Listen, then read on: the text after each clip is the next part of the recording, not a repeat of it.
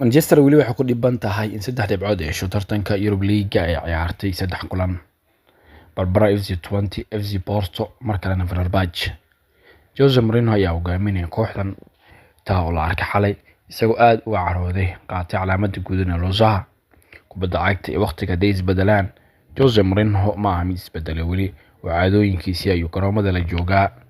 maxay ahaayeen sababtii roosada u qaatay Jose Mourinho? Mo ayaa soo bandhigay hadal cajiib ah oo ku dhahay garsooraha kadib markii casaan loo taagay ciyaar Manchester baray la gashay kooxda tababarihii hore kooxda Devils. waxaa kaarka casaan ku tahay garsoore Clement Turbin intii lagu guri jiray ciyaartii Europa League adkayd. Mo wuxuu muuqday mid aad uga caraysan casaankii loo taagay isagoo sheegay in garsooraha uu hadal iyo samaan ku yiri kadib markii loo taagay casaanka.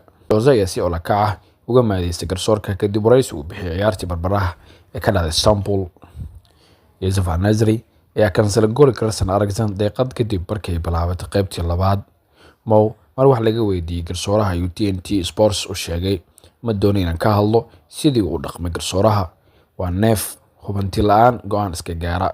Ciyaarta kadib garsooruhu wuxuu ii sheegay hadal cajiib ah oo aan la yaabay wuxuuna yiri isla waqtigaas waxaan isku arki karay ficilka ka dhacay gudaha ganaaxa iyo waxa ka socda banaanka ciyaarta.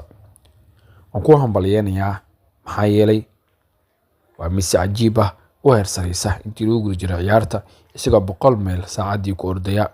wuxuu hal il ku eegayay wax ka socdo garoonka iyo dhaqankii kursi keedka oo waxaan la aamini karin. Mo ayaa ku adkaystay ku qanacsanaanta natiijada ka dhanka ah koox aad u xoog badan gaar ahaan iyadoo tixgelinaya dhaawacyada sii kordhayay kooxdiisa haysata. Jose ayaa calaamada guudan qaatay barnaamijkan ka daawada ciyaarta daqiiqadihii ugu dambeeyay.